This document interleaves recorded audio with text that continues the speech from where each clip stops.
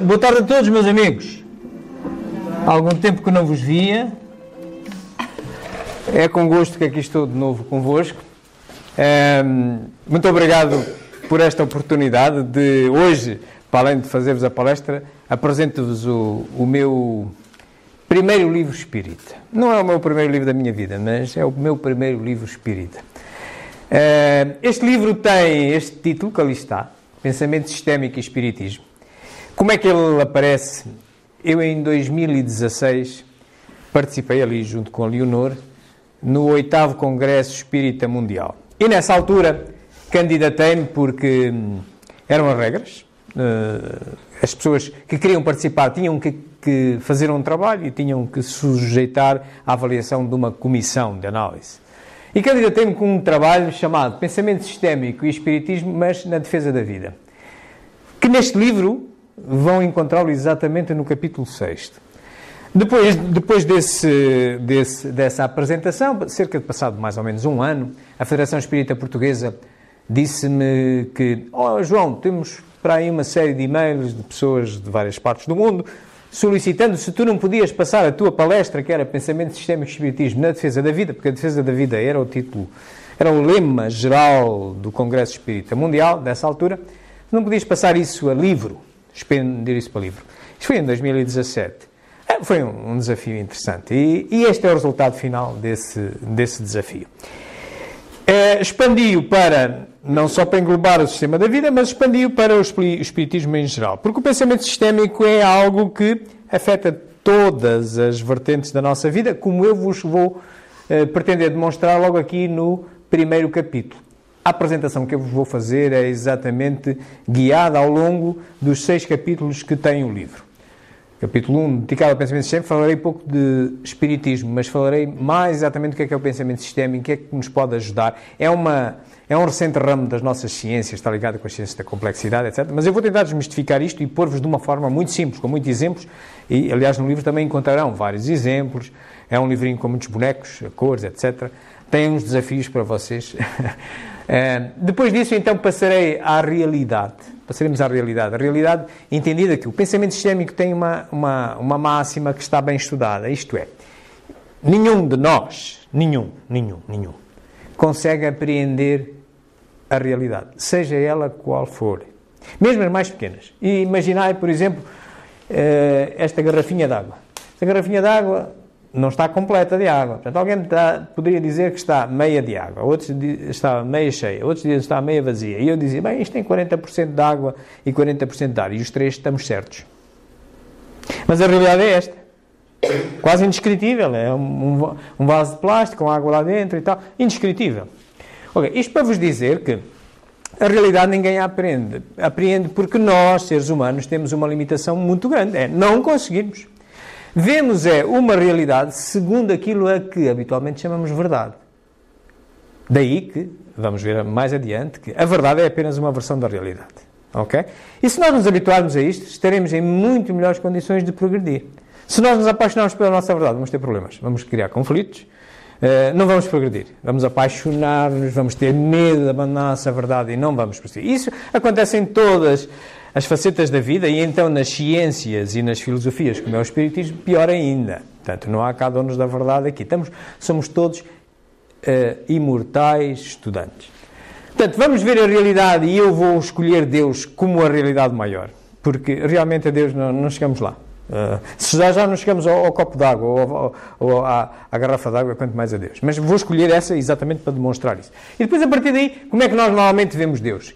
A verdade, segundo vemos Deus, é mais pelas suas obras, não é? É tipo pintor que pintou os quadros. Nós não conseguimos ver ao pintor, mas vemos os quadros e deduzimos mais ou menos como é que o pintor deve pensar, quais são as ideias dele. Também assim, Deus, nós não conseguimos ver Deus, impossível, nem conseguimos levar no laboratório. Mas olhamos para a obra dele e vamos dizendo, costumamos dizer que é o quê? É a vida, não é?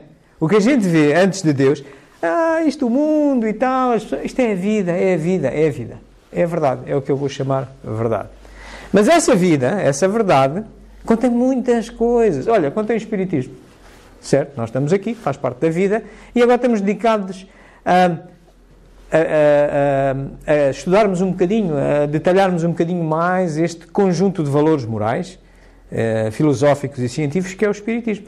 Faz parte da vida, como faz parte da vida o sistema de saúde, o Sistema Nacional de Saúde, como faz parte da vida as finanças, não é? Faz parte tudo da vida, fazemos nós. Mas vamos só escolher um deles, o espiritismo. Estão a ver que a gente está a reduzir?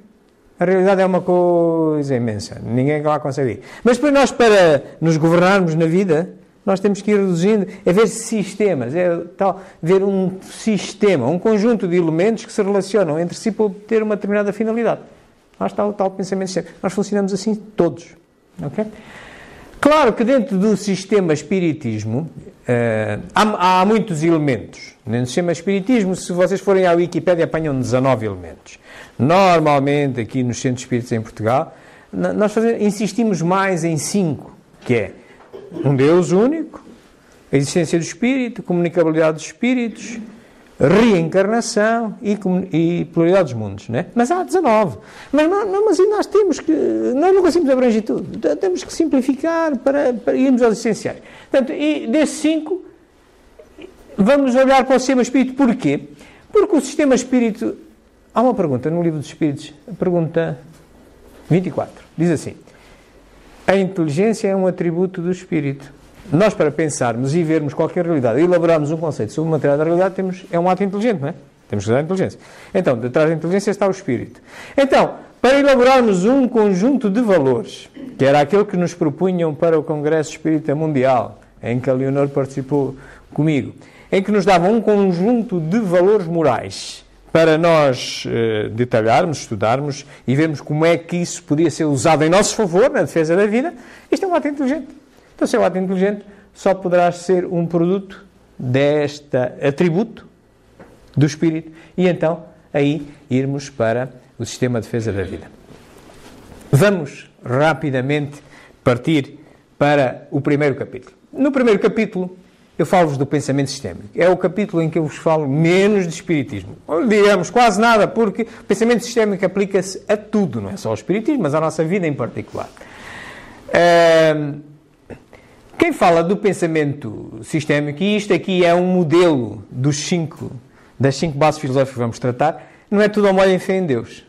Já vos começa a dar aqui uma ideia que afinal parece, não é tudo assim. Ao molho e fé em Deus, nem todos têm a mesma importância.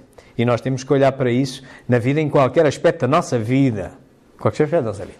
Mas resolver os problemas sistemicamente obriga a olharmos para a intuição. A intuição como uma das 3 ferramentas que usamos para usar problemas, para resolver problemas. Nós, seres humanos, temos 3 ferramentas conhecidas à nossa disposição para resolver problemas. Primeiro, conhecimento. Isto é, nós fomos à escola, fizemos uma formação e o problema que estamos a deparar está dentro daquilo que nós conhecemos. Nós sabemos a solução porque estudamos, resolvemos. Não há problema nenhum. Mas se este falhar, se o problema for algo que não cai na área que nós aprendemos nas escolas, fica outro. Qual é que é? É a experiência, é o empirismo, é o saber de experiência feito. Isto é, eu não aprendi na escola nada disso, ninguém me instruiu sobre esse assunto em particular, mas a minha própria experiência, ou a da minha mãe, do meu irmão, do meu amigo, eles quando passaram por aquilo, fizeram desta determinada maneira e tal, não sei qual, e eu socorro-me desse conhecimento. Ok? É a segunda ferramenta. Mas quando estas 2 falham, só sobra uma, que é esta. A intuição.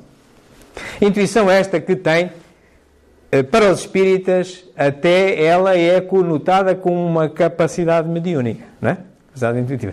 Tem muitas limitações. Tem muitas capacidades, tem muitas limitações. É isso que nós vamos ver. Porque realmente os problemas mais graves da nossa vida resolvem-se com ela. Mas vou-vos dar exemplos de como é que ela funciona e qual é a capacidade dela, ok? Depois disso, como se não bastasse nós resolvermos os nossos problemas com a intuição, que tem os seus problemas, já vamos ver, vou-vos demonstrar casos concretos, ainda por cima a realidade não é estática. Há a chamada percepção dinâmica, isto é, nós quando fazemos um curso qualquer, seja do que for, é quase como montar um puzzle, dizendo-nos A mais B igual a C, 1 mais 1 igual a 2, não sei como é. E aquilo está tudo quietinho, a gente está na sala de aula, está a estudar, parece que é um puzzle montado a 2 dimensões, é encaixar peças. Mas não é assim a vida, pois não.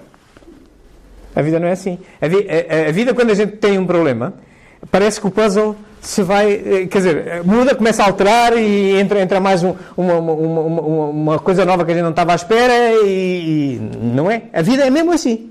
É a dita percepção dinâmica.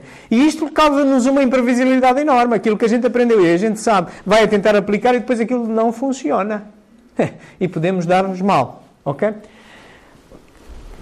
Como não fosse ainda suficiente, o raio da realidade e da verdade são diferentes. Não é? Nós olhamos para uma determinada realidade e cada um tem a sua. E agora? Já não bastava. Esta confusão, ainda mais esta. Bem-vindos. Ok? É assim. Não penseis que esteja num sistema quadradinho. Não estamos. Por isso o pensamento sistémico existe exatamente para nos ajudar nisto. Claro que, se a verdade já é uma redução da realidade e é a forma que nós vemos a realidade, se ela for muito complexa, o que é que normalmente acontece? Nós fazemos um modelo. Ainda reduzimos mais. Reduzimos mais e erramos mais. Mas pronto. Para o que nos serve, a gente lá está. Muito bem. Então, vamos lá olhar para a intuição e o que é esta coisa. Primeiro exemplo, e vem no livro. Tem vários. No primeiro capítulo do livro tem vários. Tem este também. Qual é que é a situação correta? Esquerda ou direita? Isto é um balde de água, digamos, pode ser um regador de água, e a gente faz uns furinhos ali e uns furinhos aqui. E agora, por onde é que a água sai? Sai por aqui, como esta, ou sai por aqui, como à direita? Quem vota à esquerda? Vota à direita. Votas à direita. Votas à direita. Realmente é mesmo só à direita. E porquê? Já agora. A pressão da água. Pressão da água, exatamente. Portanto, a pressão da água é maior aqui, porque este peso todo da coluna d'água vai... Aqui há mais pressão, é quando a gente mergulha numa piscina, não é? Quando vai mais fundo, começa logo a bater nos ouvidos, não é? Maior pressão. Ok, então se maior pressão, mais longe joga a água. Ok? Mas há pessoas que, não estando tão familiarizadas com as pressões da água, são capazes de pensar que é assim. Ok? Pronto. Vou levar-vos agora a um outro que se calhar já vai levar à solicitação mais da intuição. Mais da intuição. Vamos olhar para este esquema agora. Isto que aqui está é eu quero instalar um candeeiro de jardim com uma célula fotoelétrica. Ok? Portanto, é um candeeiro, tem um abajur, tem uma lâmpada. O que eu quero é que ela acenda quando o sol se põe, acenda a luz. Quando o sol nasce na manhã seguinte, apaga a luz. Aonde é que eu ponho o sensor? Aqui ou ali? Lá em cima. Da esquerda. Da direita ou da esquerda? Não são lá, é o da direita. O da esquerda vai estar sujeito à sombra. Mas ali se pode auto-alimentar a bateria. Ótimo. Isto é só sinal que já vos estou... A quem conseguiu passar facilmente no primeiro, neste aqui, às vezes, como o nosso, nem toda a gente já lida com estes sistemas automáticos, pode já começar a ficar na intuição. Assim, deixa-me cá ver, o que é que me parece? Bom, o que está certo é o da direita, mas claro que há de dizer porquê. É que se nós colocássemos aquilo que aqui ia acontecer, o que ia acontecer ia funcionar, claramente. Se imaginarem o sol, aqui está, nasce o sol, anda todo dia até aqui, não é? E depois põe-se. Portanto, quando ele se pusesse aqui, deixava de bater ali, ele mandava acender. Só que o que é que ia acontecer a seguir? Ele ia levar com a luz da própria lâmpada. E apagar, acender, vocês não ganhavam para lâmpadas. Se a gente o puser ali, não há problema. Como tem este abajur, ele não é retroalimentado, a luz não bate nele, então tudo bem. Na manhã seguinte torna a acender, torna a apagar. Estão a ver? O que é que isto nos está a dizer? Está a dizer que nós, quando olhamos para qualquer sistema na vida, para qualquer verdade, para qualquer versão da realidade, nós temos que olhar mais para as relações das coisas que andam ali dentro, porque é mais importante a relação entre as partes do que o número de partes, ou a qualidade das partes.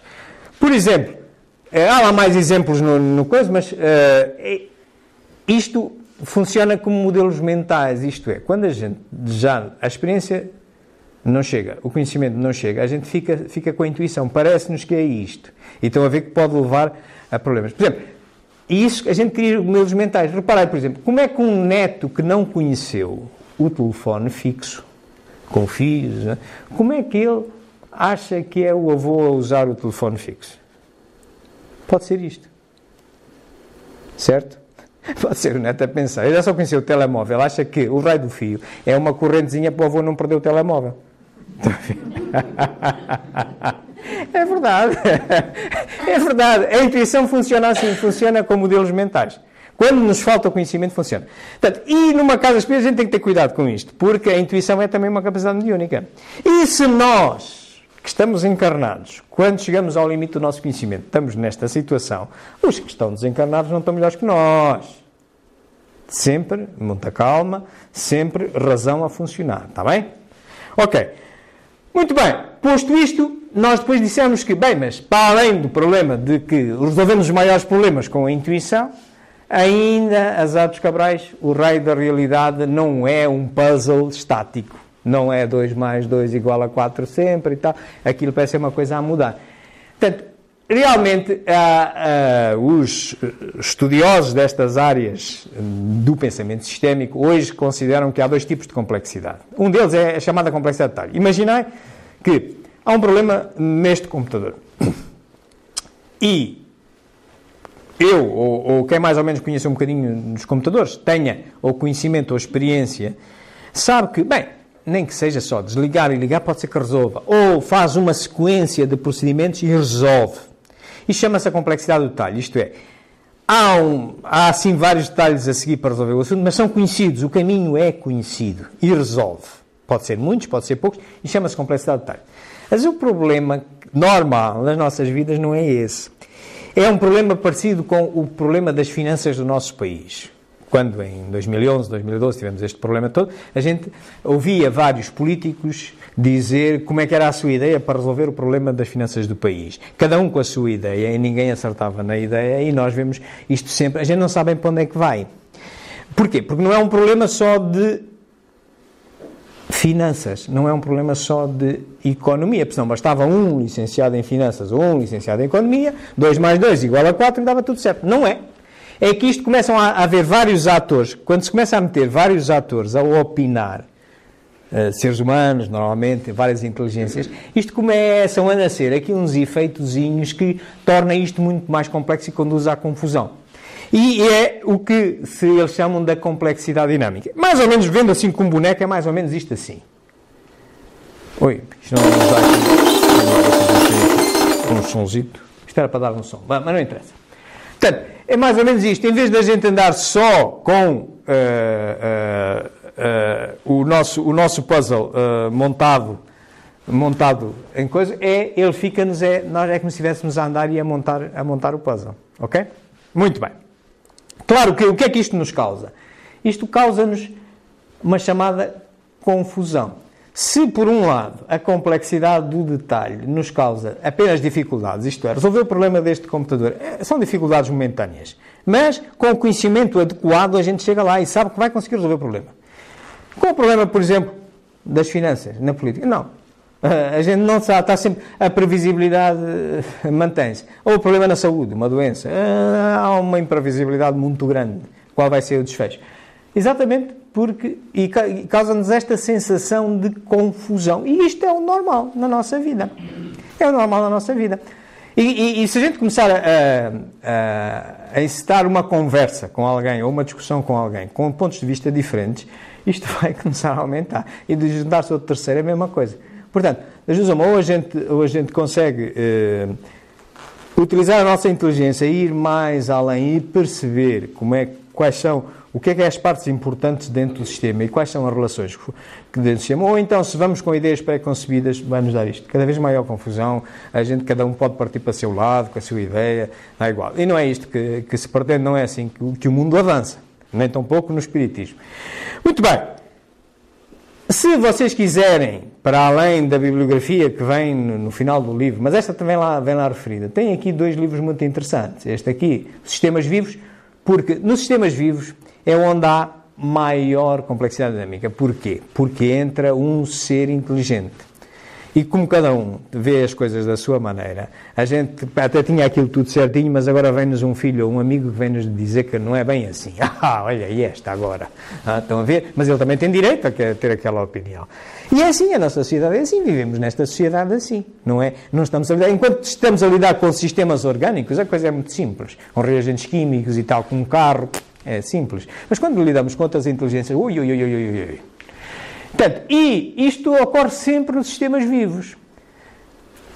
E este livro é uma maravilha, porque reconhece que nos sistemas vivos, este senhor James Griller Miller reconhece que em todos os sistemas vivos, desde a paramécia, a mais pequenino unicelular, até o universo, passando pela sociedade, passando pelos grupos, há 20 subgrupos. Há um decisor, há um admissor de informação, um expulsor de informação, etc. E se nós soubermos que em cada sistema tem que haver esses elementos com essas responsabilidades, com essas finalidades, a gente mais fácil pode ver onde é que há um problema num determinado sistema, seja ele uma sociedade, ou seja ele uma célula ou um corpo humano. Este livro é maravilhoso sobre isto. E porquê? Porque os sistemas vivos são mais complexos. Porque têm a capacidade de auto-organização. Isto é, olhem para vocês. Hoje, vocês, perante um problema, pensam que o resolvem de uma determinada maneira. Mas amanhã podem resolver de outra maneira, não é? E o problema era o mesmo. Porque se auto-organizam, vem outra coisa que não viam e tomam outra decisão. E isto complica muito. Quem vos escuta num determinado momento a tomarem uma decisão perante determinados fatores e num dia seguinte toma outra e diz, estás louco ou quê? Ok? Mas você diz, não, eu estou a progredir, é que eu não tinha visto um determinado detalhe. Ótimo, aí está. Muito bem. E tem este livrinho também muito interessante, que é a Quinta Disciplina, exatamente que nos apela a isto. Nós temos que começar a olhar para as coisas como um todo, privilegiar o todo e não só as partes. Reparem, nas nossas formações habituais, quem vai a uma formação qualquer, seja universitária ou não seja, é formado muito especializado, é especializado naquilo. Mas ao especializar naquilo, o que é que acontece? Está só a ver aquilo e está a ignorar tudo o resto. Só que nós somos um todo. E um exemplo muito concreto, sei lá, nas medicinas, várias especialidades. Eu tenho um caso concreto em minha casa, eu posso falar-vos tranquilamente. A minha mãe tem um quadro clínico que abrange várias especialidades. Aqui há uns anos ela teve um problema de urologia. Foi operada em Coimbra, esqueceram-se de levar os medicamentos, ela tomava 23 medicamentos por dia, porque tinha urologia, neurologia, cardiologia, blá, blá, blá, blá. Ok. Esqueceram de levar os medicamentos para o hospital, e chegou ao hospital e depois dela sair do recurso, diz-me ela, João, eu estou-me a sentir tão bem, não estou a tomar medicamento nenhum. E o enfermeiro, olha, a sua mãe realmente tem que trazer os medicamentos. Ela veio de Viseu, foi para Coimbra, tem que trazer os medicamentos. A gente tem alguns aqui na farmácia, mas não tem todos. A sua mãe toma uma série deles e tal, tomava 23 por dia, aquilo. Bateu-me na cabeça. Isto tem que haver aqui uns medicamentos que estão a bater uns com os outros. Ok? Lá está o todo a influir uns contra os outros. E claro, quando ela regressa à casa, depois de sair do hospital, eu vou falar com o médico de família dela. E o médico de família diz, não, o senhor se quiser vá a cada um dos especialistas, ou neurologista, ou cardiologista e tal, não sei o que mais, e eu não me vou meter nisso. Mas, doutor, se eu for ter com estes especialistas todos, eles vão me dizer que estão a tomar os medicamentos melhores que há, que eles sabem, para aquela particularidade da doença dela. Eu não estou preocupado, eu estou a ver que, olha, provou-se, tira-se os medicamentos, ela está melhor, como é que é isto? Pronto, e então depois fui descobrir uma especialidade que eu não sabia, é a medicina interna. Fui descobrir uma especialidade, medicina interna, são as pessoas que estão aí nas urgências, normalmente não dão consultas cá fora, estão enfiados na urgência, têm uma formação mais alongada, mais eclética, vão a todas as especialidades e tal, não sei o que mais. E assim, a primeira vez que lá vou, de 23 passou a 13, e hoje a minha mãe está feliz e contente com 13 medicamentos. Ok? Isso é para vos dizer que realmente nós temos que olhar para o todo e não focalizar-nos na parte. A especialização é muito importante para resolver a complexidade do detalhe, mas dá muitos desastres para o dia-a-dia, que traz muita confusão se a gente meter seres humanos no meio daquilo tudo. Muito bem. Posto isto, e como eu já vos tinha dito, há esta diferença. A realidade é diferente da verdade, a que nós também normalmente chamamos sempre verdade e sistema. Vou-vos mostrar aqui um filmezinho que vai mostrar isso mais ou menos. Isto passa-se no Norte de África, num museu do Norte de África.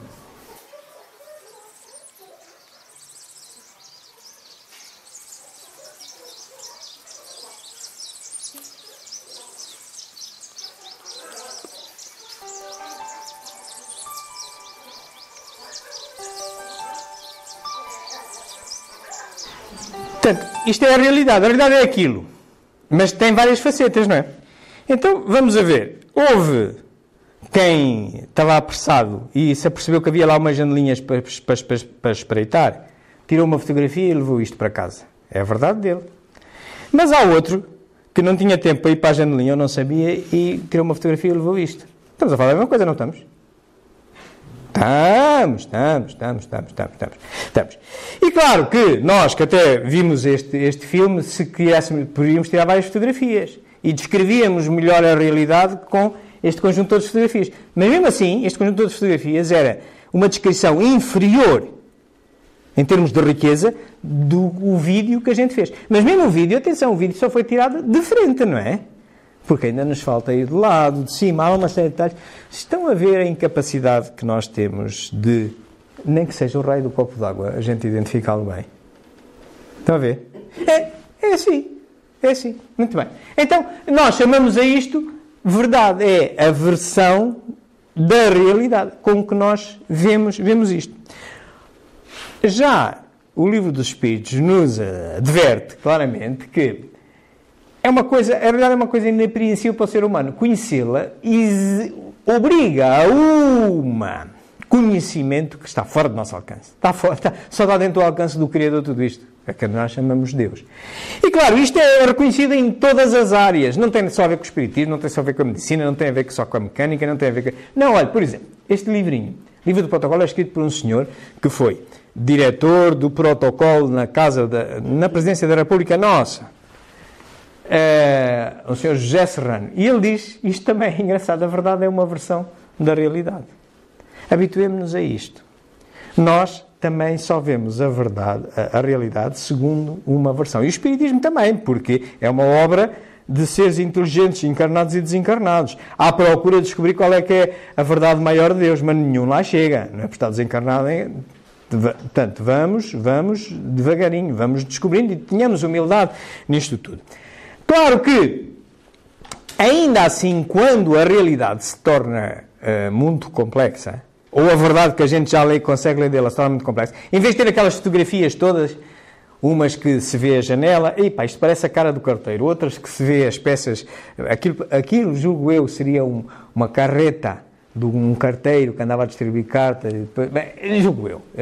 Estou a imaginar o que seria a realidade, mas pronto, dadas aquelas fotografias todas, talvez. Mas imaginemos que eu era um fotógrafo. Só me interessava era aquela fotografiazinha da janela, em que tinha, olha, coisa gira, já reparaste? Naquele museu em Norte de África há isto e tal, aquela composição gráfica tão bonita. Outro não, um mecânico, diz assim, que é museologista lá não, interessava-me a ver a carreta, eles antigamente utilizavam uma carreta que tinha umas varas por baixo e tal, não sei o que mais, e está a ver outra coisa. Então, consoante nós queremos estudar uma determinada realidade e consoante o conhecimento que a gente tem, assim a gente diminui e lê daquele sistema um modelo que nos interessa. Mas isto significa reduzir. Significa errar. Há uma frase muito importante desse senhor Edward Deming que diz assim: todos os modelos estão errados, alguns são úteis. Vocês lembram-se quando a gente estava aí na história da crise financeira? O meu modelo para resolver a crise é este. Os modelos, toda a gente fala dos modelos. Os modelos podem ser úteis, ou no máximo, certos? Não. Não, porque, então, os modelos é uma redução. Porque, imaginai, por exemplo, aqui, que vamos estudar um iceberg. Isto é a realidade. A melhor descrição possível, a realidade. Mas depois, assim, bem, eu vou ali com o Adriano, e o Adriano gosta de fotografar, e ele vai aqui para cima do iceberg ver os pinguins e tal, e os habitats dele. E eu gosto de mergulhar e eu vou para baixo. Então eu vou tomar notas e eu começo a ler velocidades de corrente, temperaturas da água e tal. E ele vê, olha, são fotografias, aqui é o habitat, vê uns pinguinzinhos e tal. Quando vimos os dois cá para cima, espera aí, estamos a falar da mesma coisa, não é? Estamos. Mas ele está a falar do modelo, do que lhe interessa, e eu estou a falar de outro modelo. Então estamos a reduzir. Então, se estamos a reduzir, estamos a errar em relação ao todo. Estamos a especializar-nos em relação àquilo que nos interessa. Por isso nós temos de ter este cuidado. Todos os modelos estão errados. Podem ser úteis. O Espiritismo é a mesma coisa. O Espiritismo é uma visão da lei de Deus. Mas a lei de Deus, quando é que a gente a vai absorver? Ok? Portanto, nós temos que, sim, é útil, vamos torná-la útil, mas vamos melhorá-la, vamos cada vez olhando melhor para ela. Vemos como é que ela se vai habituando. Mas quem diz o Espiritismo de todas as ciências, todas as filosofias. Ok? Calma. Está bem? Muito bem. Então pronto, então lá temos, quando a gente fala nisto, a gente deve olhar para as questões do sistema e do modelo. Há aqui um livro muito interessante, que por acaso é do meu grande mestre, a quem eu digo também este livro, em Pensamento Sistémico, da Universidade de Valência, um professor emérito, já faleceu. Mas ele tem um livro muito giro, vale a pena, do paradigma sistémico do paradigma mecanicista da ciência ao paradigma sistémico. Ora bem, então vamos lá olhar aqui para o sistema melhor. Naquele sistema que nós tínhamos, digamos que a realidade, a melhor descrição que nós tínhamos era aquele vídeo, não é? Mas depois houve quem pudesse ler este sistema com várias fotografias e, claro, houve quem só se ficasse com esta. Estão a ver? Já perdeu uma série de informação. Já errou em relação a quem queira ver o todo. Ok? Assim nós estamos também. Olhamos então aqui para o sistema. Num sistema é muito mais importante as relações entre as partes do que a natureza ou a quantidade das partes. A gente às vezes é ensinado mecanicisticamente a olhar. Um sistema que tem muitas coisas é um sistema mais rico, é um sistema mais precioso e tal. Calma. Às vezes as coisas que nos parecem muito simples têm lá de trás uma complexidade que a gente não está a olhar para ela. Olhamos este exemplo. Um copo d'água. Se eu pedir para descrever o sistema copo d'água, encher um copo d'água. Bem, claro, sou eu, é a torneira e a água. Se ele for descrito só assim, sabem o que é que vai dar? Uma inundação. Porque faltam aqui outras coisas. Reparem, na realidade, o que é que acontece? Eu sei qual é que é o nível da água e até onde eu quero encher. E então, se ele está cá em baixo, eu abro a torneira. Quanto mais eu abro a torneira, maior é o fluxo de água. Quanto maior é o fluxo de água, maior é o nível de água. Mas eu depois vou comparar entre o nível da água e o nível desejado e há um momento em que, quando estes dois, o desnível é o mais pequeno, ele fecha e entra em equilíbrio. É diferente. Está lá tudo. A gente é que não está a ver. Está lá tudo. Estão a ver? A convocatória... Quereis pensar bem? Ainda não estou a entrar muito no espiritismo. Mas sim, o espiritismo também vou fazer duas aplicações do pensamento sistêmico sobre o espiritismo. Mas isto é coisas da vida. Ora bem, então, por isso mesmo é que já não é de agora, atenção. O nosso amigo Aristóteles já dizia que num sistema o todo é sempre maior do que as partes. Porquê? Porque exatamente são mais importantes as influências que os elementos. Os elementos nós não conseguimos, ninguém consegue ver os elementos todos, nem os detalhes todos. Agora, se nós conseguimos detectar quais são as influências mais importantes, nós estamos em condições de melhor manejar o sistema. Estão a ver? Muito bem. Então nós, se quiséssemos descrever este sistema de uma forma gráfica, que é mais fácil, dentro das ciências da complexidade, que é normalmente a dinâmica de sistema, cá está a mesma história do copo d'água. Eu sei qual é que é o nível desejado, é a posição da poeira. Cada vez que eu abro mais a torneira, este azul e este mais significa entra aqui um determinado valor e ali sai um maior. Aumenta, não é? Se eu aumento a abertura da torneira, eu aumento o fluxo de água. Se eu aumento o fluxo de água, o nível de água também sobe. Mas se o nível de água sobe, diminui o desnível. Por isto este vermelho com este menos. E vai entrar em equilíbrio. Certo? Ao longo do tempo, se a gente for descrever isto, ao longo do tempo isto vai ficar assim. Porque existe um decisor, porque existe ali um elemento decisor, que a gente não está a ver, não está visível, não é nível de água, não é plástico, não é água, não é nada, mas é uma coisa que está ali dentro. Não é? Ele vai entrar assim. A natureza está cheia disto. Olhar, por exemplo, para a natureza. A natureza, as arvorezinhas, né? Chega agora ao inverno, agora perdem a folha, né? Outono, perdem a folha, mas recuperam outra vez. Então, uma série de elementos, uma série de influências que vão recebendo, desde a luz solar, da umidade, da chuva e tal, assim, que vão interagindo e levá-las sempre ao equilíbrio. Todos os anos nós temos flores a florir, todos os anos temos uma fase em que cresce, mas tendem para o equilíbrio. Isto chama-se um ciclo de realimentação negativo. Tem uma tendência para o equilíbrio. É a mesma coisa que ter duas pessoas a trolha um com o outro. Há um que prega uma estalada no outro, o outro pega outra estalada. Se não houver um terceiro para travar, eles vão se matar. Havendo um terceiro, eles vão entrar em equilíbrio. Se ele não houvesse um terceiro, o que é que acontecia? Acontecia isto. É um chamado motor sistémico. Um pegava uma hóstia com muita força, o outro com mais força, e não havendo, eles iam-se destruir. Claro que os motores sistémicos são ótimos quando é bem direcionados. Quando é para a destruição, também causa isto. Ok? Portanto, e nós começamos a olhar para qualquer detalhe da nossa vida e perceber as relações lá. E onde é que estão os motores sistémicos? Onde estão os motores de equilíbrio? Aí ajuda muito. Ajuda muito, muito. E eu vou-vos mostrar no Espiritismo como isto é diferente da gente olhar, por exemplo, para as 5 bases, Deus, Espírito, comunicabilidade de Espírito, reencarnação e pluralidade dos mundos, não é tudo ao molho e fé em Deus. Quer dizer, a gente já começa a ver que o Deus será o mais importante. E os outros? Depois qual é que é? A gente já vai ver. Ora bem, que se vocês quiserem expandir as vossas leituras, tem aqui 2 livros interessantes sobre dinâmica de sistemas, que é a escola do pensamento sistémico que eu vou utilizar para as aplicações específicas deste livro e sobre o espiritismo que a gente vai aqui fazer. Muito bem, isto encerra o primeiro capítulo. Eu aconselho-vos, se quiserem ler o livro, aconselho-vos a não saltarem o primeiro capítulo, que é isto. Tem lá vários exemplos, etc., para ler, vão devagarinho, e aplica-se a tudo e mais alguma coisa, até ao espiritismo, ok? Agora vamos então mergulhar no espiritismo. Vamos olhar para a realidade, o segundo capítulo. Como eu vos disse, se há uma realidade que nós não conseguimos aprender, é mesmo esta. E vamos ver porquê, por exemplo, com este filmezinho.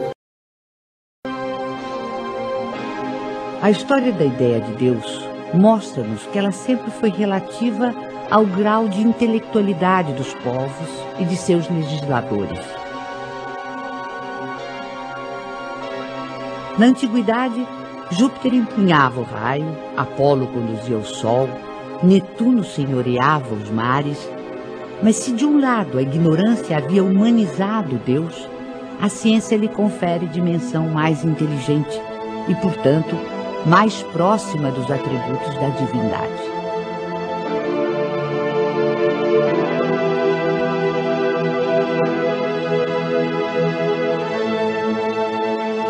Racionalmente não é possível admitir um efeito sem causa. Olhando o universo imenso, a ordem e harmonia a que obedece a marcha dos mundos inumeráveis, olhando ainda os seres da natureza, o reino vegetal e os minerais, com suas admiráveis variedades,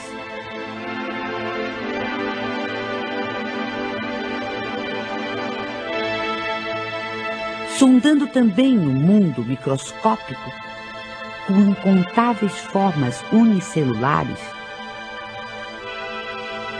toda essa imensidão, profusão e beleza nos obriga a crer em Deus como causa necessária.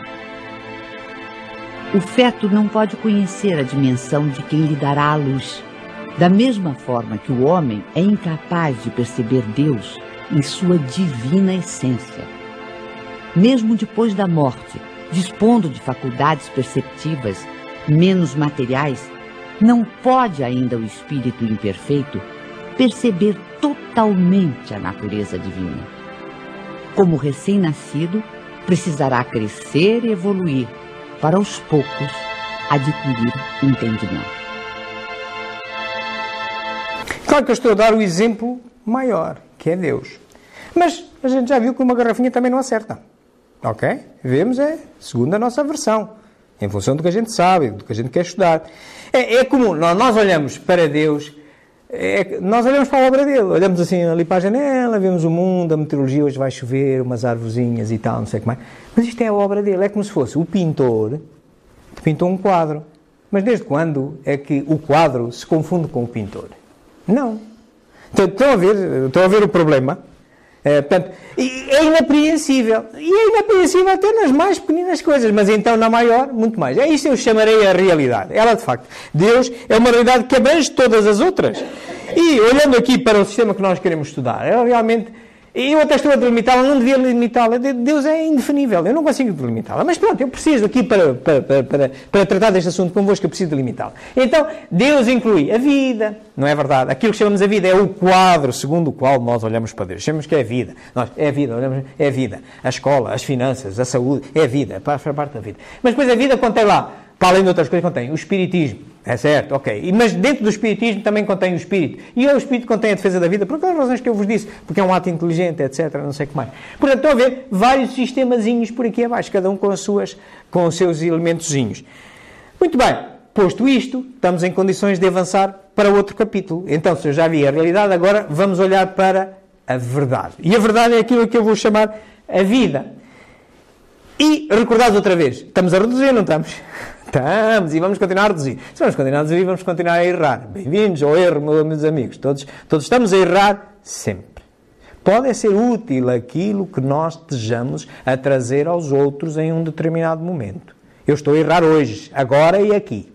Podeis atirar-me ovos podres, mas eu também vos devolvo, ok? Muito bem, então olhando aqui para a vida, nós tínhamos visto, Deus, a vida, o Espiritismo, por graus de complexidade, aquilo de Deus engloba tudo, tem uma complexidade maior, etc. Mas se nós agora começarmos a aproximar, nós vemos, olhamos para a vida. A vida tem Espiritismo? Tem, mas tem outras coisas, olha. Tem a religião, a saúde, a economia. Olha, tem o 8º Congresso Mundial, aquele em que a gente participou para fazer aquela palestra de defesa da vida. Claro. Mas se a gente depois agora olhar para o espírito, para o espiritismo, o espiritismo não tem só o espírito, também tem a comunicação dos espíritos, a reencarnação, a pluralidade dos mundos, Deus como elemento maior, mas tem mais. Se forem à Wikipédia tem 19, tem muito mais, tem a lei de causa e efeito, tem uma série de coisas. A gente já só está a ver só as partes que nos parecem mais importantes.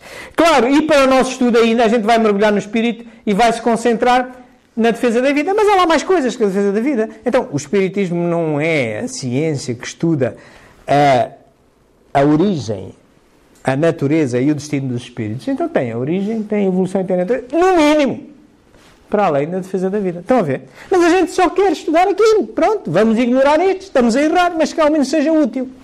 Estão a ver a ideia? Muito bem. Ok, posto isto, nós estaríamos em condições, então, agora de avançar já, e agora vamos começar mesmo a falar muito de espiritismo. Então vamos avançar para o sistema espiritismo. De acordo com o livro dos Espíritos e cometendo este erro de ignorar já uma série deles e ficarmos só com os mais que consideramos mais importantes, não consideramos mais importantes as 5 bases. Deus, um Deus único, a essência de um espírito, a comunicabilidade dos espíritos, a reencarnação, a pluralidade dos mundos. Ok? Pronto. Então, olhando para esse sistema, nós, como é que a ciência nos ajuda hoje? Quando nós queremos perceber, olhar para este sistema, e já vimos aqui que mais importante num sistema são as relações do que o número das partes ou a natureza das partes, uma forma de nós olharmos, isto é pensamento sistémico, dinâmico de sistemas, nós vamos definir qual é que é o problema primeiro. E depois vamos olhar, definir as influências de primeira ordem, é como fechar os olhos e dizer assim, qual é o mais importante? Por exemplo, no sistema espiritismo é fácil, é Deus. Deus é o mais importante, certeza absoluta. Mas depois, dos outros todos, espírito, comunicabilidade de espíritos, reencarnação, será que são todos importantes, igualmente importantes? Se calhar já não é. Mas já vamos ver. Depois vamos definir primeira ordem, depois vamos dizer assim, já temos os de primeira ordem à volta do principal. Então agora, e os de segunda ordem, quais são os que influenciam naquilo? E depois vamos estabelecer as relações, as setinhas deles e tal, identificar os ciclos de realimentação e vamos criar o que nós chamamos de um diagrama causal. É um bonecozinho como este. É um bonecozinho como este que aqui está.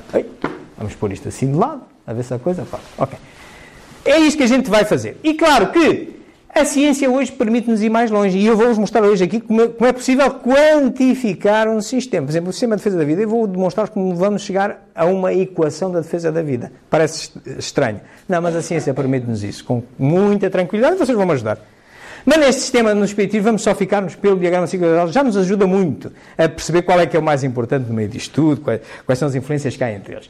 Muito bem, então nós vimos que a primeira coisa que nós temos de fazer é definir o problema, depois temos ver as influências, as relações, os ciclos da realimentação, os tais que tendem para o equilíbrio ou aqueles que são motores sistémicos, e terminar com um diagrama de ciclo causal. Passando para o problema. Ora, qual seria o problema? Nós temos aqui os elementos do sistema, portanto, o problema que se pode pôr é assim, mas qual é a finalidade disto tudo? Primeira coisa, qual é a finalidade do espiritismo? A finalidade do espiritismo é esta, não? É o progresso moral. A gente pode levantar mais ou menos elementos a interagirem entre si, mas todos eles tendem para isto. A gente estudou o espiritismo para isso, não é? Para progredir mais depressa, moralmente. Muito bem, então definir o problema é nós perguntarmos se o progresso moral, que é a finalidade disto, é uma coisa toda ao molho e fé em Deus, que é imprevisível, não é? Ou se afinal pode ser melhorado se a gente olhar para isto e ver bem as influências que cada um exerce uns sobre os outros e porquê. E é isso que eu vou demonstrar com o vosso auxílio, vou-vos demonstrar que não são igualmente importantes. Ok? Então vamos lá. Posto isto, portanto, e se quiserem também expandir o vosso conhecimento, tem aqui um livro sobre modelização de sistemas que está na bibliografia que vos aconselho. Nós tínhamos combinado que a primeira coisa que a gente faz, e isto agora vocês podem utilizar este programazinho que aqui está, é um Vencim, é gratuito, vocês podem ir à internet e é muito fácil. E a gente grafica tudo isto, tudo que vocês vão ver é feito com setinhas, não tem aqui nada de matemática, nem coisas complexas, é muito simples, é pensar, só tem raciocínio. Então nós vimos que, então temos aqui o objetivo, né? Progresso moral. Qual é que é a influência de primeira ordem? Estão todos de acordo, não? Está tudo de acordo, não está? Primeira ordem. Então, e agora, de segunda ordem? Bem, de segunda ordem, no mínimo, são os outros todos, né? Estes, estamos a pôr aqui. Já vamos ver que, se calhar, quando agora começarmos a ver as influências, se calhar, nem todas vão bater ali diretamente. Se calhar vão umas através das outras, não é? Pronto, mas pusemos ali os da segunda ordem. Portanto, a ideia é, vemos qual é que é o objetivo, numa folha de papel, gente, qual é o objetivo? E agora, qual é a primeira? É esta. E agora, e as outras? Vamos ver a segunda ordem, ok? Pronto. Então, a partir daqui, nós iríamos começar a olhar para as relações. Ora bem, então, olhar para as relações, claro que aqui está uma. Então, a maior conhecimento de Deus, quanto maior conhecimento tivermos de Deus, nos aproximarmos da realidade que é inapreensível de Deus, maior será o nosso progresso moral. Estamos de acordo? Uma setinha azul com um maisinho, certo? Mais aqui, ainda mais aqui, certo? E agora qual será o próximo? Quem é que me ajuda? Quem é que é o próximo a influir sobre Deus? Alguém me ajuda? Alguém me ajuda? Está tudo de coisa? É o Espírito. E porquê que é o Espírito? Porque descobrir Deus não é um ato inteligente. A inteligência não é um atributo de Espírito. Então, como é que a gente se dá conta da pluralidade dos mundos ou da comunicação do Espírito da reencarnação se não for através da inteligência? Estão a ver? Afinal não é tudo ao molho e fé em Deus. Estão a ver a ideia? Muito bem. Então, a maior conhecimento do Espírito, quando o Espírito tem um maior conhecimento, mais ele se aproxima de Deus, da realidade, da dita realidade, mais melhora a sua verdade, certo? Então, e agora, bem, agora aqui se calhar, então e como é que seria a coisa? Bem, é através do conhecimento do Espírito que se dá a comunicabilidade dos Espíritos. Isto é, se não houvesse Espíritos, não havia comunicabilidade dos Espíritos, certo? Portanto, e como é que um Espírito entende que outro existe? Por uma comunicação dele. Mas é comunicável. Eu estou a falar convosco. Estou a fazer um ato inteligente, não é? Estou a pegar uma série de palavras, estou a usar a minha inteligência para comunicar convosco. Então, a maior conhecimento do Espírito, maior comunicabilidade. Eu comunico melhor, eu entendo melhor. Ok? Claro. E depois a seguir, bem, a maior comunicabilidade dos Espíritos, maior conhecimento dos Espíritos. Então, nós, quando conhecemos outras pessoas, nem que seja noutros idiomas, etc., ou que não estejam visíveis através de uma reunião mediúnica, etc., o nosso espírito melhora em conhecimento, passa a saber que existem uns indivíduos lá num outro país, ou numa outra dimensão ao lado, que até viveram aqui e tal. Estão a ver? Já estão a ver aqui uma espécie de motor sistémico? Estão a ver aqui? Ok. Muito bem. Então, e depois, comunicabilidade dos espíritos. A maior comunicabilidade dos espíritos, maior evidência da reencarnação. E porquê? Como é que Kardec se deu conta que existia a reencarnação? Deu conta através da comunicabilidade dos espíritos, não foi? Porque, através de um médium qualquer, apareceu lá um espíritozinho a dizer que já lembrava-se de ter vivido na Terra há uma série de tempo. E outro. Estão a ver a ligação? Nasceu primeiro aqui. A reencarnação não se manifestou sem ser comunicada. Faz sentido o que eu estou a dizer? Faz sentido. Muito bem. Então, a maior reencarnação, quantas mais evidências de reencarnação houver, maior é o conhecimento do Espírito outra vez, certo? Mais inteligentes, mais conhecedores nós ficamos, melhor verdade temos, mais nos aproximamos da realidade que é Deus. Estão a ver aqui um outro ciclo de alimentação. E a pluralidade dos mundos, como é que ela ocorre? Bem, da mesma maneira. Como é que Kardec soube que existia Mozart encarnado em Júpiter? Porque houve um médium, foi Victorien Sardou, que até desenhou na Revista Espírita de 1858, agosto de 1858, desenhou a casinha de Mozart, que tinha estado encarnado aqui, agora em Júpiter. Então foi através da comunicabilidade dos espíritos. Então, a maior comunicabilidade dos espíritos, maior evidência de mundos habitados. Claro que a maior evidência de mundos habitados melhora a comunicabilidade dos espíritos. Se nós começarmos a receber mais mensagens de outras, interpretando outras realidades que nós não conhecemos, que não é a Terra, a capacidade de comunicar com eles vai melhorar. E se vai melhorar isto, depois vai seguir isto tudo. Isto é diferente do que tudo ao molho em fé em Deus, não é? E não é preciso tirar nenhum curso. Só estamos a usar a cabeça. Só estamos a usar o raciocínio. Ok? Muito bem. Claro que nós depois dissemos assim, bem, mas atenção, cá dentro do sistema há muitas coisas que se passam e a gente não se apercebe. Lá como a gente não se apercebe ali no copo d'água. Em todos os sistemas há umas chamadas coisas que são os arquétipos. Isto é, são uns comportamentozinhos, parecem umas doencinhas pequeninas que acontecem em todos os sistemas. O mais comum é este, olha, é a demora. Isto é, entre uma ação, já toda a gente sabe, entre uma ação e um resultado, nunca é imediato. Mesmo nas pequenas coisas, leva um tempo e um espaço.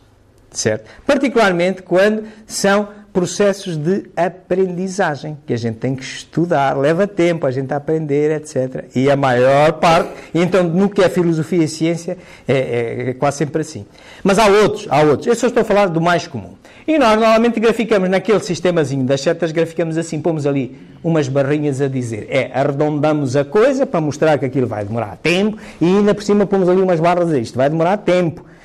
Porque se a gente não tiver esta noção, o que é que acontece? Olha, uma de duas coisas. Se eu não tiver a noção que eu tomo agora a ação e não me aparece logo o resultado, sou impaciente, olha, das duas, ou abandono, ou vou reincidir,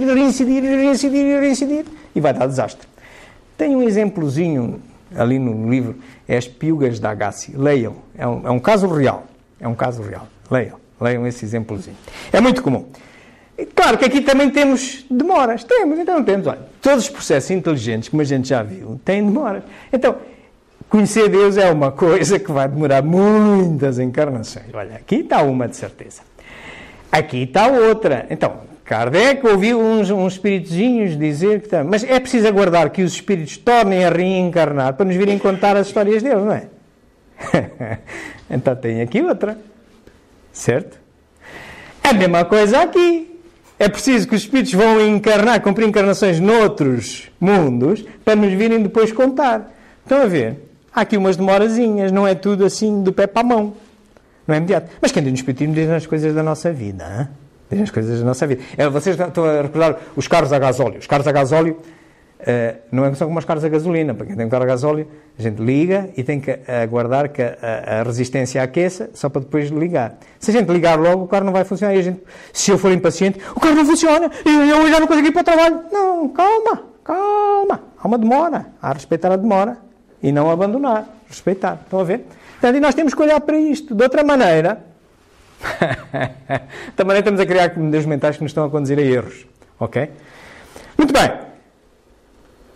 Cá está, nós tínhamos visto que há uns ciclos de alimentação que são motores sistémicos, bem intencionados, aquilo é sempre a desenvolver, e há uns que entram em equilíbrio, como seja o copo d'água. No nosso sistema de espiritismo também temos, olha, temos aqui não é? Espírito, comunicabilidade de espíritos, não é verdade? Temos aqui outro, nós já tínhamos visto esse segundo, que vai espírito, comunicabilidade de espíritos, reencarnação, espírito, estão a ver? Vai sempre realimentando. Quanto mais informação há, maior resultado. E temos aqui um terceiro. Posto isto é diferente do que... Olha, vai ler sobre os espíritos e ficas a saber de espiritismo. Vai ler sobre a comunicabilidade dos espíritos e ficas a saber de espiritismo. Vai ler sobre a reencarnação. Não é. Estarei errado. Mas é diferente. Estão a ver? Portanto, é para vos dizer que é muito mais importante num sistema a gente perceber quais são as relações do que andar ali a meter coisas, que a gente não consegue aprender tudo. Muito bem. É isto que dá origem exatamente à capa do livro. Ok? Muito bem. Mas eu disse-vos que ele nasceu porque... Nasceu daqui. Nasceu do Sistema de Defesa da Vida. Mas para eu lá chegar eu preciso de passar por este elemento, este espírito era um elemento do sistema espiritismo, junto com a comunicabilidade de espíritos, a encarnação, a pluralidade do mundo, etc. Mas quando a gente agora mete uma lupa ali no espírito, o que é que acontece? Aí a gente vê todo ali um novo sistema, certo? Isso é normal. A gente também pega no microscópio e vemos todo um mundo que não existia, que a gente não via a olhos vivos. É a mesma coisa. Ali está. Ok. E o espírito tem a origem, a evolução, e tem a defesa da vida. O tal sistema que nos mandaram estudar para o Congresso Mundial. Muito bem, assim chegamos à defesa da vida, e então olhamos agora para o sistema da vida, uma segunda aplicação disto. Portanto, na realidade, quando nos falaram disto, disseram-nos assim, olha, os assuntos em debate são estes. Defender a vida é uma questão de amar a vida ou amar o próximo. E depois amar a vida é uma questão de dádiva, lealdade, tal, atitude, visão, sublimação, isso, amar o próximo. Reparem, por exemplo, aqui, atitude e atitude. Olha aqui uma dobragem engraçada. Começa a complicar a coisa. Hein? Mas pronto, e diz assim, agora cada um escolha qual é que é uma destes valores morais e expanda. E eu disse assim, mas espera aí. Então, mas espera aí. Eu não posso desenvolver, defender a vida é só uma questão de dádiva? Mais nada? Ou é só uma questão de atitude? Mais nada? Eu resolvi pensar sistemicamente e pensar fora da caixa. E dizer, não, isto é um sistema, eu vou tratá-lo como um sistema. E então resolvi tratá-lo como um sistema. Com este raciocínio, ver as interações entre umas coisas e outras. E enganei-os bem, porque me chamaram para ir apresentar o trabalho. Pronto, e dar neste livro. Pronto.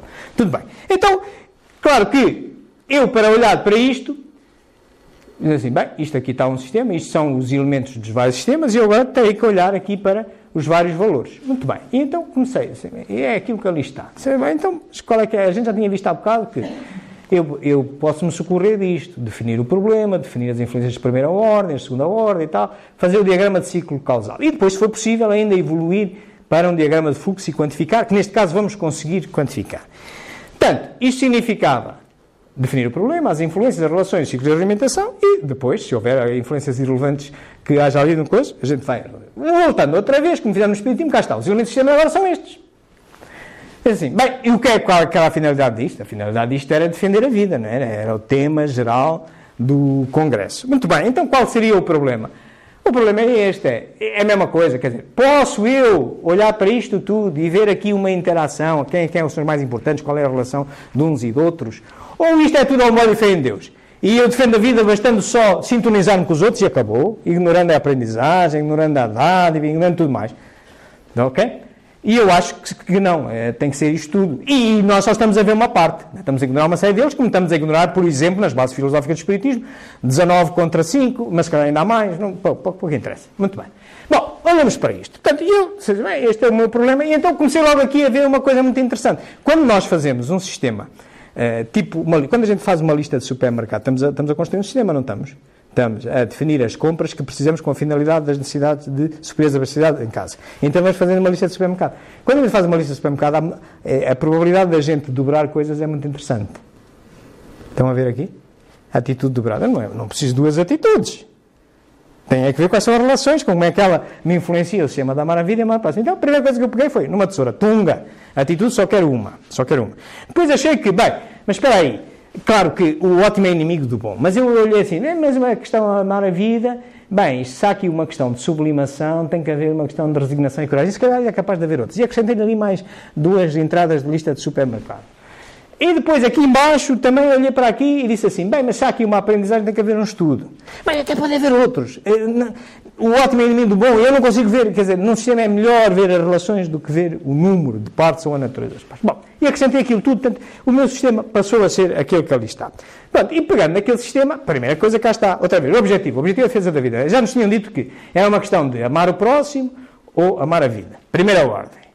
E agora depois tínhamos lá uns indivíduos, de um lado e do outro, na segunda hora cá tínhamos. Cá está a atitude, a aprendizagem, a tal atitude que nós cortamos, vamos só deixá-la aqui, depois vamos ver as consequências epistolares. Portanto, estes influenciavam diretamente o amar o próximo, a segunda ordem. E eu, claro, fui caracterizar, e vocês vão encontrar no meu livro vão encontrar a caracterização do que é que significa a aprendizagem, do que é que significa a atitude, e eu vou-me socorrer, por exemplo, da vida feliz para a aprendizagem para a atitude, a sintonia, esta obra de André Luiz, dos domínios da mediunidade. Portanto, do outro lado nós tínhamos estas outras, a dádiva, a visão, a sublimação, a escolha, a lealdade, a atitude mantém-se dali, eu depois vamos com setinhas, vamos ver as influências. E, claro, também a caracterizei com todos estes livrinhos que aqui estão, e vocês podem consultá-lo na bibliografia, e alguns deles existem aqui na nossa biblioteca. E, claro, lá está o estudo daquele lado, porque influenciou com a aprendizagem, terceira ordem, e a coragem e a sublimação, porque tem a ver aqui, a coragem e a resignação, porque tem a ver com a sublimação. Portanto, e também fui caracterizar o que é que significava, socorrendo destes livrinhos que aqui estão, de Francisco Cândido Xavier, Vários Espíritos, e o livro dos Médiuns, no que tem a ver com o estudo. A seguir vamos então começar a definir as relações. É claro que, qual é a primeira coisa para a defesa da vida? De certeza que é amar a vida. A vida, amar a vida antes é amar o próximo, não é? Antes é amar o próximo. Portanto, o portal de entrada para a defesa da vida é amar a vida. Vida é essa que nós já temos visto, que inclui os seres humanos, tudo o resto, e as criações dos seres humanos e tal. Então é ali. E amar o próximo é, quanto eu mais amar o próximo, mais eu amo a vida. Quanto mais eu amo a vida, melhor eu defendo a vida. Com atraso, claro, que tem que aprender, é uma aprendizagem, não é? Claro, aqui olhando a escolha, claro, quanto eu melhor escolher, quanto eu exercer melhor o meu livre-arbítrio, não é? Melhor eu vou amar a vida. Continuando, olhando agora para aquele lado, quanto mais eu aprender, embora quando demora, porque leva tempo, é um ato inteligente de aprendizagem, melhor eu vou amar o próximo. Quanto mais me sintonizar com o próximo, melhor eu vou amar o próximo também, não é? Quanto melhor atitude eu tiver em relação ao próximo, mais fácil é eu amá-lo. Daí aquelas setas que aqui estão, certo? Olhando agora para aqui, nós vemos assim, bem, e aqui deste lado? Bem, quanto mais, aqui já está um negativo. Negativo no sentido de equilíbrio. Quanto mais visão eu tenho, mais é condicionado o meu volume de escolhas. Reparem, quanto mais nós sabemos, quando não sabemos temos 6 escolhas possíveis, mas quando nós vamos estudar o problema, das 6 só me interessam já 2 ou 3. Estão a ver? Portanto, já está aqui uma influência negativa no sentido de estreitar as escolhas, ok? Da visão. Claro que com a aprendizagem, isso faz... Como é que a gente estreita a nossa visão? É através da aprendizagem. Quanto mais eu sei, mais focada é a minha visão, que por sua vez vai reduzir o número de possibilidades no meu livre-arbítrio. Não é verdade? Isto é só raciocínio. Não tem mais nada que aqui. Claro que quanto mais dádiva, quanto mais nos damos, maior aumenta a nossa visão. Quanto mais nos damos aos outros, a outras pessoas, maior aumenta a nossa visão, o nosso conhecimento. Também, quanto mais dádiva, maior sublimação. Quanto maior sublimação, maior lealdade. Atenção, quanto maior lealdade, mais reduzida é a dádiva. Quer queiramos, quer não. Quando vocês são leais a um amigo ou uma amiga, a vossa dádiva já não é a todos, certo? Não estou a emitir juízos de valor. Estou só a dizer que é assim. E eu quero perceber como é que funciona o sistema. Quando nós somos leais a alguém ou a uma ideia, nós alinhamos-nos mais para essa ideia. Então diminui a nossa dádiva, certo? Ok. Claro que quanto mais atitude, mais estamos predispostos a aprender, quanto mais aprendizagem, mais sintonia, quanto mais sintonia, melhor atitude. Já estão a ver aqui a nascer um ciclo sistémico aqui estão a ver um ciclo de alimentação negativo de equilíbrio, condicionado aqui pela lealdade. Se olharmos agora para as influências de terceira ordem, temos aqui, quanto maior sublimação, mais coragem, se exige, quanto mais coragem, maior resignação, e assim sucessivamente. Aqui, o estudo, quanto mais estudo, melhor aprendizagem, quanto mais aprendizagem, mais vontade eu tenho de estudar. Pronto, isto... Olhando para aqui, nós agora podemos dizer, mas quais são os motores que aqui estão? Bem, começamos a ver claramente que há aqui vários motores. Olha, há motores sistémicos, daqueles que estão sempre a aumentar o fluxo. O estudo, a atitude, a sintonia, a sublimação. E um motor equilibrador, através da lealdade, pelos motivos que eu há bocadinho vos falei, a tal do copo d'água. Fecha até ao ponto em que dá, que continua a ser leal. Estão a ver? Claro que a gente diz assim, mas se calhar há aqui uns riscos que a gente pode tirar. Pode tirar. Olha, aqueles pode tirar, porque estão englobados aqui neste. Como também podemos tirar este que aqui está abaixo, porque ele depois realimenta-se por ali. Portanto, isto ficando assim mais limpinho, fica assim. É uma verdade, é a minha verdade. Vocês poderiam chegar a outra. Eu só vos estou a contar a minha. Com este raciocínio, estou a justificar porque é que eu chego a ela. Ok, posto isto, então... Nós agora podíamos dizer, mas e isto agora a gente consegue ir mais longe? Já percebemos o que é mais importante, amar a vida é mais importante, depois vem amar o próximo, depois como é que se organizam todas as atitudes, a aprendizagem e tal. E podemos chegar a isto mais adiante. Por acaso, neste caso, conseguimos. Não é em todos. Podemos quantificar. E então podemos entrar no chamado diagrama de fluxos, que é a gente caracterizar os elementos, escrever equações, etc., que é fazer isto, é fazer equações naquilo em que é possível, se a gente consegue medir os fluxos, e vamos conseguir medi-los, por estranho que pareça, vamos conseguir medi-los. Vamos ver quais são os elementos-chave, quais são aqueles elementos que são mais importantes, mesmo daqueles todos que a gente já viu, há ali uns que distribuem o jogo, os chaves são aqueles que distribuem o jogo, como numa equipa de futebol, que distribuem o jogo. E depois há os elementos limitativos também, que são aqueles por onde passa o jogo. E depois vamos simular tudo isto a ver se a coisa funciona. Aí vamos usar uma metáfora que é do vai-vem espacial, para vermos se isto tudo funciona e comparar com o vai-vem espacial nas 3 fases de voo dele, que são as nossas 3 fases da vida. É encarnação, erraticidade e reencarnação. Mas vamos a seu tempo. Olhando aqui para as equações, assim, mas como é que é possível nós pegarmos naquele sistema e quantificarmos? É possível. A ciência hoje está-nos em algumas coisas. Tem este algoritmo, é muito simples, também não tem nada, é só pôr letrinhas e contar. Toda a gente sabe contar, toda a gente sabe comparar uma coisa com outra. Só não precisa mais nada, não tem aqui equações diferenciais. Então como é que a gente faz? Isto chama-se comparação de pares múltiplos. A gente compara, temos aqui os fatores todos que estão em comparação. A gente estabelece todos, este é o A e fazemos uma matriz com eles. E vamos comparar uns com os outros. É claro, comparar amar a vida com amar a vida é a mesma coisa, portanto, tracinho. Portanto, é como se só preenchêssemos metade da matriz, não é? E agora a gente vai comparar. Olha, amar a vida, pareceu-nos que era o mais importante, era através dele que se defendia a vida. Então, claro, comparado com os outros, é sempre o A que vem primeiro. Assim, sucessivamente, vamos comparando. Se por acaso houvesse aqui algo que a gente considerasse que era igualmente importante a outro, a gente dobrava naquela, por exemplo, se considerássemos que lealdade e aqui o H, que é a sublimação, eram igualmente importantes, a gente punha FH, ok? E depois o que é que a gente faz? A gente conta quantas vezes se repete as letras, dá uma ideia da importância de cada um, não é? Certo? Então acompanha-me o raciocínio. Tá.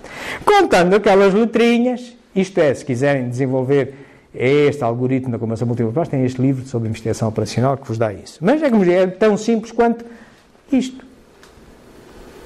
Então, se eu sei que se repete este número de vezes, então qual é que é o mais importante? É o que tem mais vezes, conta mais vezes, não é verdade? Certo? Então, se conta mais vezes, eu consigo escrever uma equação, não consigo? Não é? Se amar a vida é 18 vezes mais importante do que a coragem, 18A mais 16B mais 12D, por aí adiante. E vocês dizem, mas espera aí, está bem, é muito giro. Agora fizeste aí uma demonstração porreira, matemática, para que é que isto me serve? Eu vou-vos dar já um exemplo. Imaginai que vocês trabalham aqui no atendimento fraterno, aqui na casa. Mas quem diz aqui, todos nós atendemos os nossos amigos. Então, imaginai que a pessoa vem, agora senta-se ali, e vocês têm esta equaçãozinha convosco. Que tal vocês no final da conversa da pessoa, ela já contou as histórias todas, então olha, agora vamos fazer aqui um ensaiozinho. Você vai fazer um exame de consciência e vai-me classificar entre, como é que você acha que está de amar a vida? Entre 1, 2 e 3, por exemplo, ok? Na primeira entrevista. Eu penso, é 2 aqui, 18 vezes 2. Olha, como é que está de lealdade? Aí estou em 1, estou abaixo da média, 1 e tal. E preenche, e dá um valorzinho, ok? Ele vai para casa, a gente recomenda, vem à palestra, vai ao passe, estuda e tal.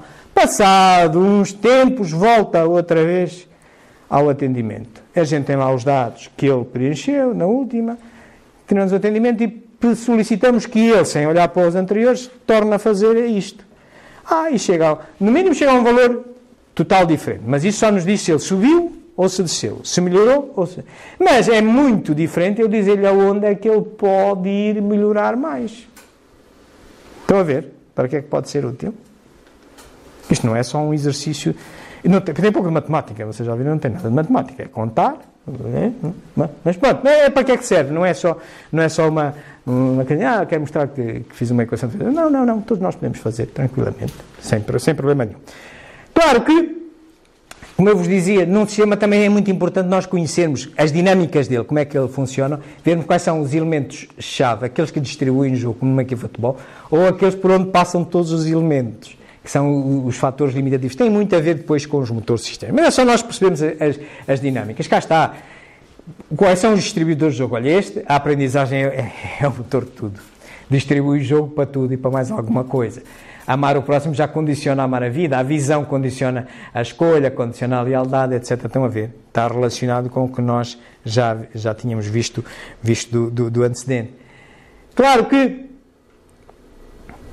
se nós agora tentarmos simular, o nosso modelo é este, nós agora tentarmos simular a ver como é que isto funciona, eu convido-vos a utilizarmos o Space Shuttle. Ele já não voa, vocês lembram-se todos do Space Shuttle, não é? Nós fomos à Lua há 50 anos, não foi com o Space Shuttle, fomos com um foguete, não é? Mas depois foi arranjado o Space Shuttle, que era um avião, uma espécie de meio avião, meio foguete, que é à custa dele que a gente montou a Estação Internacional Espacial, etc., por aí adiante. Portanto, e se vocês se repararem, aquilo era, o Space Shuttle era isto, mas para atravessar a camada densa da atmosfera, precisava de uns motores, não é? Para vencer aquilo. Portanto, então levavam os motores auxiliares. É isto que eu chamo a vida encarnada. Nós também, para passarmos a vida aqui na Terra, temos o corpo, precisamos de mais energia, consumir energia, consumimos mais com o espírito, certo? Ok? Depois libertamos-nos do corpo. O corpo, digamos que é os foguetes e este combustível, este depósito de combustível, ele liberta-se e fica na erradicidade. Ok? Com as mesmas valências todas que a gente tem. Depois a gente reencarna. Tá? Quando ele vem a aterrar, a gente torna a reencarnar, torna a meter outra vez mais uns foguetes e torna a subir. Ora bem, agora vamos fazer a comparação do nosso sistema com esta metáfora para nós percebermos como é que a coisa funciona melhor. Para isto eu vou-me socorrer desta obrazinha, do que é o Espiritismo, e vou-me socorrer desta pequena obra, podem encontrá-la separada, que é o resumo da Lei dos Fenómenos Espíritas, ou, se quiserem ir à Revista Espírita, abril de 1864, isto tem 23 capítulozinhos, são muito simples de ler, em 5 minutos lê-se, mas é um bom resumo da doutrina espírita. O que me interessa aqui, para o meu modelo, é isto que aqui está. De acordo com a doutrina espírita, existem 3 elementos principais. Existe a alma, existe o perispírito e o corpo. E da associação destes 3 elementos, as várias associações possíveis, nascem 3 seres distintos. Um ser simples, que é a alma. Nós somos sempre a alma. Se nós tivermos, quando nós chegamos a um planeta divino, nós já não precisamos de reencarnar. Se eu não preciso de reencarnar, eu não preciso nem de corpo, nem do interface entre a alma e o corpo, que é o perispírito. Então, sou um ser simples, a alma. Mas, claro, se eu precisar de reencarnar, estiver ainda como estamos aqui na Terra, eu preciso de um interface, é como se fosse o cabo do computador, é uma luva para me ligar a um corpo. Então, o perispírito, quando se associa a alma com o perispírito, dá um ser duplo, chamado espírito. Espírito e alma são coisas diferentes. É isto que eu vos quero chamar a atenção, porque às vezes nós, por corteza da nossa linguagem, consideramos que a alma e o espírito é a mesma coisa. E claro que, quando vem encarnar, a alma, o perispírito, e o perispírito existe para se ligar ao corpo, mas o corpo dá um ser triplo, que é o homem, que é a mesma coisa que dizer que é espírito, alma mais perispírito e corpo. Certo? Muito bem. Então, nós aqui na nossa simulação, quando é que nós, a alma não, se é à volta da Terra, temos que cumprir encarnações, a alma sozinha não. Vamos continuar aqui com o perispírito à espera de reencarnar, sempre com a luvinha calçada para a próxima, ok? Muito bem. Então, somos seres duplos. Andamos aqui, quando estamos na erradicidade, vai vem estar na erradicidade, é espírito. Claro, nas outras 2 fases, claro, é ser triplo. De acordo? Isto é o que diz o Espiritismo, estamos a fazer uma aplicação prática. Muito bem. Então, agora olhemos aqui para o vai-vem. Se você reparar, o vai-vem é isto, não é? Depois tem umas coisas auxiliares. Mas ele voa com tudo o que é auxiliar, ajuda-o a passar pela atmosfera, mas todas aquelas funções também revertem para ele. Ora bem, então se a gente olhar ali para o vai-vem, que é importante, olha, a cabine de pilotagem é o decisor, não é? É o mais importante. O que é que nós tínhamos? Olha, a cabine está ali, pilotagem. Depois, o que vem atrás da cabine de pilotagem, estão ali as comunicações para ligar para a Terra e não sei o que mais, estão aqueles meios todos de apoio ao voo, estão ali atrás. Depois, a seguir, tem umas coisas que ajudam ele a dirigir-se. É vira para a esquerda, ou leme de direção, para a direita, sobe, desce, como os aviões, na atmosfera, rola para um lado, rola para o outro, e pronto, e depois tem aqui o grande motor, o combustível, que tem para ir pela atmosfera toda até chegar à órbita, os foguetes auxiliares aqui ao lado, e uns foguetes de arranque, e o motor principal está aqui. Olhando agora para o nosso sistema, fazendo uma correspondência, e isto é uma metáfora, podemos fazer outra, a mim parece-me que amar a vida, nós tínhamos dito que amar é através de amar a vida e nós chegamos à defesa da vida, então este é o mais importante, não é? Então este é a cabine de pilotagem, não é? Amar a vida é através de amar a vida que a gente defende a vida, é a cabine de pilotagem. E qual é que é o que veio a seguir? Também é fácil, são os que apoiam aquilo, então este é amar o próximo é que ajuda a amar a vida, certo? Então, e depois a seguir, olha, esquerda, direita, escolha, não é? Quero ir para a esquerda, quero ir para a direita, escolho, livre-arbítrio, não é? O leme de direção. Então, e agora, espera aí, e a lealdade, pois eu adorme para aquele lado, eu adorme. Nos aviões, para a gente voltar para a esquerda ou para a direita, a gente tem que inclinar-se para a direita, tem que inclinar-se para a esquerda. Eu inclino-me para aqui, estou-me a alinhar com ela. Inclino-me para ali, estou-me a alinhar com ela. Aqueles lemes de rolamento. Claro, mas também sobe e desce, não é? Mas claro, visão. Subo mais, vejo mais. Desço mais, vejo menos. Certo? De acordo. E como é que é isto? O motor, a aprendizagem. O que é que impulsiona tudo isto? É a aprendizagem. Então, este é o grande motor, que anda sempre com ele, mesmo quando ele já só é a aeronave, só é espírito. Certo? Os outros só o auxiliam. Muito bem. Mas claro que ele, na dita vida encarnada, ele precisa de mais uns foguetes, mais uns coisas. Então vamos olhar para aqui. Então, claro, olha, aqui o que é que me parece? Ali, a atitude parece-me ser o grande combustível da vida. Aquele grande depósito que o foguete levava, aquele cor de laranja, normalmente, o combustível para estes aos motores todos auxiliares. Isto é a atitude. A atitude perante a vida é o que nos aproxima dos outros, amamos melhor os outros, amamos melhor a vida, temos uma atitude perante os desafios e queremos aprender mais, queremos estudar mais. Portanto, na minha ótica, parece-me ser o grande motor da vida ali a atitude. Claro que a sintonia é um dos motores auxiliares, a sublimação é outro dos motores auxiliares. E quais são os motores de arranque? Olha, é o estudo e a coragem. Para a aprendizagem e a coragem aqui para este lado. Muito bem, então posto isto, o que é que isto vai acontecer? Na encarnação estamos assim, equipadinhos assim, não é? Quando a gente chega à erradicidade, o que é que passa? Aqueles motores todos, não perdemos as funções dele. Não. Reverteram todos para onde? Para o grande motor. A coragem, a sobriedade, que auxiliavam o motor principal a andar em zonas mais densas, revertem todas para o motor principal, que era a aprendizagem, o estudo, a sintonia, a coragem, a sublimação. Portanto, mas cá continuamos a amar o próximo, a amar a vida, como sendo aqui os mais importantes. E pronto, e quando vamos a aterrar, vamos outra vez recompor aquilo tudo. É claro que, em termos de conclusões sobre isto, nós podemos olhar disto duas perspectivas. Que novos conhecimentos e qual é a aplicação prática disto. Quanto aos novos conhecimentos, nós vimos que, ao pensarmos desta forma e que nos ajuda estas técnicas de graficar, que é fácil, ajuda-nos a ver os sistemas de outra maneira, não é? Tal como já vimos no sistema espiritismo, como vemos em qualquer coisa da vida. É olhar para o que é mais importante, o que é que influencia o quê. Okay? Isto é diferente de tudo ao molho, fé em Deus, não é? Portanto, e claro que nós podemos chegar inclusivamente a estas situações que nos podem auxiliar muito, como também nós já vimos. E não tem nada de transcendente. Não tem nada de transcendente. Claro que no meio disto tudo, e quando o processo é muito complexo, há tal complexidade dinâmica de sempre a variar, acontece, nós perdemos a previsibilidade, o chamado caos. Nós, por definição, dizemos assim, o caos, nós temos toda uma ideia do caos, que o caos é quando a gente já perdeu a previsibilidade, já não sabe como é que as coisas... Estamos em caos.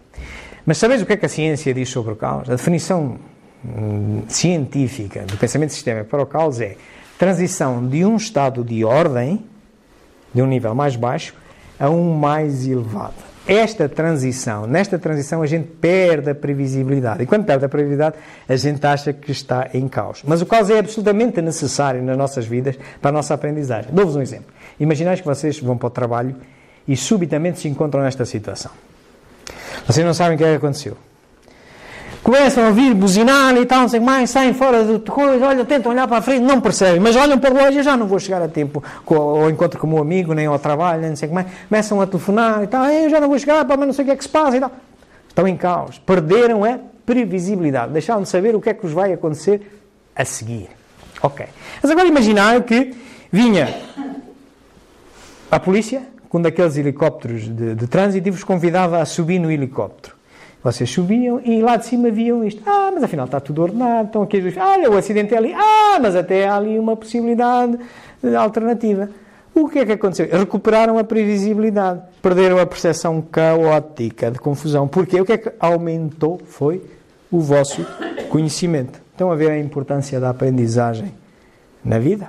Em todos os detalhes da nossa vida. Não é só no espiritismo. Em todos os detalhes da nossa vida. Vocês podem ver isto calmamente neste livrinho, As 7 Leis do Caos. É muito interessante, lê-se rapidamente. É um livro pequenino e que também está na bibliografia do livro. E claro, em que é que isto pode ser útil? Já vínhamos visto no atendimento fraterno e necessariamente noutros desenvolvimentos científicos de espiritismo. Nós acabamos de tocar, vocês, bem-vindos, acabaram de tocar num dos ramos das ciências limite da atualidade, ok? Das ciências da complexidade. Não doeu, pois não? Não doeu. Portanto, e o espiritismo não tem que se meter no vão da escada com nenhuma ciência. Com nenhuma, porque também é uma ciência por direito. O objetivo do espiritismo é estudar a natureza, a origem, a natureza e o destino dos espíritos. Utiliza suas técnicas, mas o raciocínio é uma ponte comum. A forma de raciocinar é uma ponte comum. Portanto, e quando nós falamos com o que nós chamamos cientistas, nós também somos cientistas, mas a ponte comum é a forma como raciocinamos. Nós temos que raciocinar racionalmente. É isto que nos une. E é o que Kardec também nos dizia. É preferível destroçar 10 verdades do que embarcar numa mentira. É preciso nós justificarmos, pensarmos. E se nós utilizarmos a mesma ferramenta que os une, nomeadamente o pensamento sistémico, nós conseguimos demonstrar uma série de coisas tranquilamente, certos que todos estamos a errar, estão eles e estamos nós, porque não conseguimos ver a realidade. Mas naquilo em que a gente consegue, o pouco que a gente consegue ver, a gente está seguro. Está seguro. Está seguro. E é esta a convocatória, a vocatória, e é este o motivo porque eu escrevi este livro. Meus amigos, eu para vos trazer este livro, escrevi este livro, consultei estas obrinhas todas, cá está o livrito. Aqui tem um link onde podem ver esta palestra de Pensamento Sistémico e Defesa da Vida no 8º Congresso Mundial. Também podem ver a da Leonor, também lá está, também aqui neste mesmo link. Este é o link do software que eu utilizei, o Vensim, que é gratuito. Vocês podem descarregar nos vossos computadores, põem setinhas e tal, não sei o que mais. Pronto, podem fazer isto. E pronto, aqui o meu livro é esta. Vem no livro esse. Vem, tudo isto vem no livro. Aqui no livro, o livro fisicamente é este, que está aí à vossa disposição, mas para aqueles que preferirem ler o livro em digital, tipo telemóvel, não sei quais, vocês podem ir a esta livraria, Buboc Portugal, Pensamento Sistémico e Espiritismo, escreverem lá Buboc Portugal e podem descarregar o livro, leem aqui há quem goste disso. Também vem tudo no livro. Pronto, e eu, como habitualmente, estou a gravar isto e vou colocar neste canal de Espiritismo JQ, amanhã ou depois já lá está, esta palestra. Também podem apanhar aqui no Facebook, aqui no meu e-mail, alguma pergunta que tenham, e pronto, estaria à vossa disposição para qualquer pergunta que me queiram fazer sobre este assunto ou outro. Muito obrigado pela vossa atenção. Eu vos convidar para nos unirmos todos e vamos fazer um passo coletivo. Toda a gente sabe que é um passo ao individual e o coletivo. Estamos a falar da mesma coisa. Estamos a falar de transferência de energias, de bioenergia, e ela pode ser administrada assim. A chave, de novo, é isto que estamos a falar. É concentrai-vos, pensai, sede receptivos à transferência de energias que nós vamos provocar uns nos outros, eventualmente ajudados pelos nossos amigos espirituais, que nos vão apenas ajudar a modular a energia a ser transferida, mas somos nós todos, nós é que somos os médicos, nós somos os passistas que vamos transmitir energia uns aos outros. Portanto, vamos nos tranquilizar, como se fôssemos para um passo individual, e vamos, então, unir-nos todos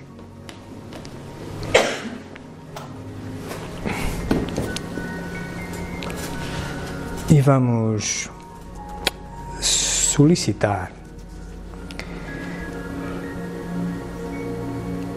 sistemicamente Deus como a causa primeira de tudo, elemento mais importante de qualquer sistema que nós possamos visualizar, inclusive, desde que queremos agora tratar, cuja finalidade é aliviar-nos das maleitas do nosso corpo, em função dos nossos merecimentos, vamos, pois, concentrar-nos nisso, vamos revisitar o nosso corpo, quais são as maleitas que nós consideramos que são as que mais nos afetam neste preciso momento, e todos unidos com esse foco comum, vamos orar. E vamos louvar a Deus pela realidade maravilhosa que põe à nossa disposição, da qual apenas vemos com os nossos olhos a nossa verdade, que vai sempre mudando, vai sempre atualizando, como é o caso das questões do passe magnético. No tempo de Cristo, parecia um milagre, era só Cristo e os seus apóstolos que faziam, não sabiam explicar, os apóstolos não sabiam explicar muito bem, achavam que era uma herança que Cristo lhes tinha dado, mas que hoje sabemos que todos nós podemos modelizar o nosso campo bioenergético que temos em socorro do nosso próximo. Louvado seja o Senhor por, na realidade que criou, ter esta possibilidade. Que nós agora nos queremos socorrer dela e vamos agradecer a Deus por também nos-la facultar, não como um instrumento substitutivo das curas, dos tratamentos mais concretos do corpo que tenhamos que efetuar junto de quem detém o conhecimento mais especializado do corpo, mas como complemento, porque todas as doenças têm uma causa espiritual. Tudo o que se passa no corpo responde à lei da causa e efeito e, como tal, tem que vir de uma causa espiritual. Se vem de uma causa espiritual, está dentro do nosso espírito.